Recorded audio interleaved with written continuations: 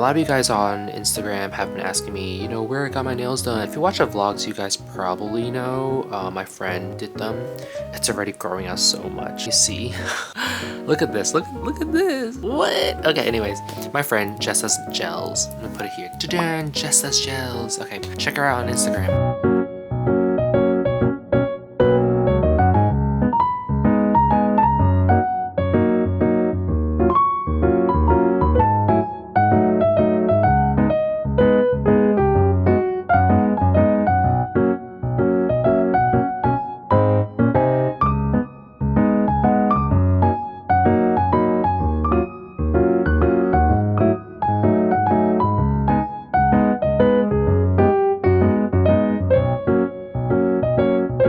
This is my go-to shampoo these days. I love Kerasis.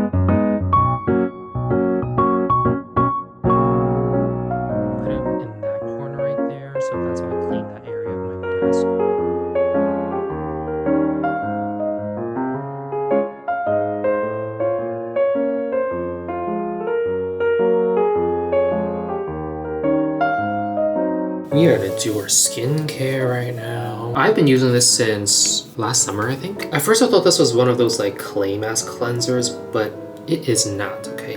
This is more of a straight up foam cleanser that I have mixed feelings for. And what I mean by that is, oh, I forgot my wrist guard. You know what? The wrist guard doesn't even help. It's fine, it's fine. The reason why I have mixed feelings about this product is that it does foam up very nicely. It goes on my skin very, very cushiony, which I really like. But the problem is, it's so drying on my skin once I rinse it off.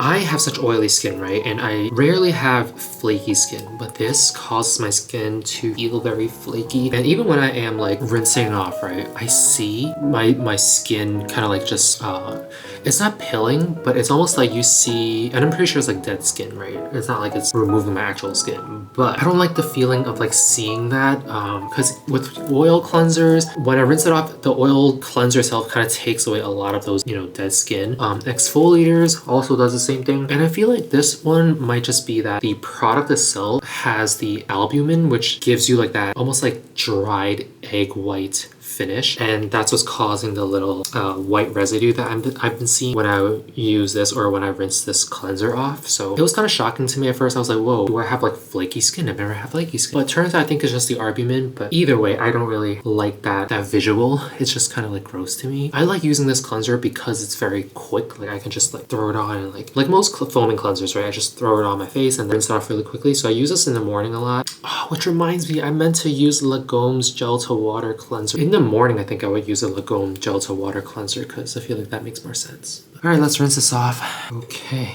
it is rinsed off. I really have to go in with like a toner or something really quick because it's so drying. I can feel my skin like drying up already. Also, maybe it's because like I changed the ISO on my camera, but I feel like this depth of field is actually pretty interesting to me. Like it's very nice. Like I like it. These past couple of days, I feel like I've been like catching a cold, but it's not really like a cold, and I can't tell if it's an actual virus that's going around around my area or if it's pollens, because believe it or not, some flowers are already blooming.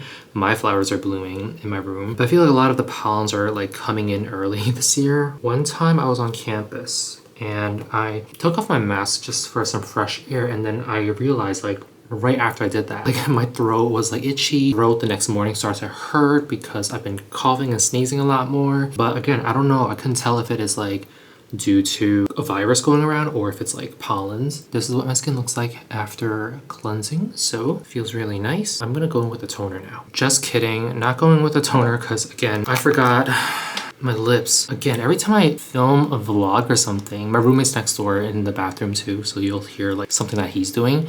But every time I record, I feel like I always forget my entire routine completely. Like these are things I do on a normal basis, but then once the camera turns on, I'm just like, I forget everything. Not my favorite lip balm. I'm just trying to get through it. I like the little applicator that it gives you, the little spoon spatula. I realized I'm not gonna do toner first because I want to use my Reedle shot tonight. I use it every other night, but lately I kind of forgot about using it. Only because it's like in that corner of my cabinet and I keep forgetting about it. You guys hear me talk about the Reedle shot a lot already, and I do like using it. I did work with VT Cosmetics earlier last year, but even after our partnership, and this was like right when the Reedle shot was like getting popular online, I have been consistently using it. Well, consistently is a big word. I can very much honestly admit I was not consistently using it. And lately they released a hair ampule. As much as I think it's a great idea, like it's not a lot of products, and I'd rather use like hold on,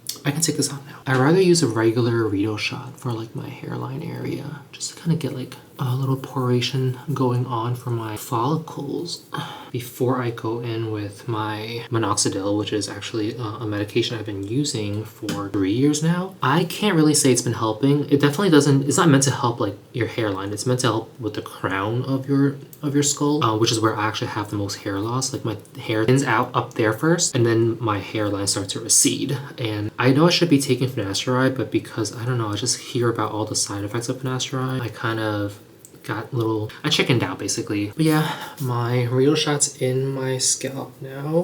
I feel nothing. I don't know if it's because like I've been using Reedle shot for so long now that on my skin, on my scalp, I don't feel anything anymore. But I also can't tell if it's just the level 100 one because I haven't tried 300 or 700. I should. Let me work the rest of this in. So the method I just used, right? I feel like this one is the best method because there are content creators and influencers who are using the Reedle shot like they go through a bottle every single day, and I think it's ridiculous. I think that's overconsumption, that's wasting product. I don't get it. I also don't care that certain influencers are richer than most people and therefore they're able to use 1 bottle per week or 1 bottle per day. It doesn't make sense. And then the whole thing where you like, you know, squeeze in. I did it a few times only to get your attention, like in videos. On a regular basis, I don't do that. When I do tutorials, like in vlogs or even some of my shorts, you will never catch me using that much product. Like just now, I did 1 pump on 1 finger and used that finger to dot my face. I didn't use a pump to pump like a bunch of dots on my face because I feel like that's just wasteful. Again, this lip balm seals my lips completely. Make sure you avoid your eye area because you don't want the Reedle shots and the microneedling and the hydrolyzed sponges in your eye because it's gonna hurt a lot. You just pat it in. Usually I get a lot of like redness and like patchiness from the stinging when I first used it, but now I feel like my skin kind of adjusted to this ingredients and now it no longer feels like it needs to fight back or needs to produce some kind of like reaction, so I'm glad. All right, that's what it looks like after the Reedle shot. The next thing I need to do is some kind of serum. Typically I go for like any serum that is hard for my skin to really absorb. Sometimes this serum is really watery like now, but like you saw this morning, right? It wasn't that watery, so the texture kind of confuses me a lot. Oh, actually, you know what? Now you see the redness of my skin. I feel it now. The more I touch my skin, the more I feel the Reedle shot. Ooh, you can see like these areas, right? It does sting a little bit more now, and it's probably because I haven't used it in like 3 days, but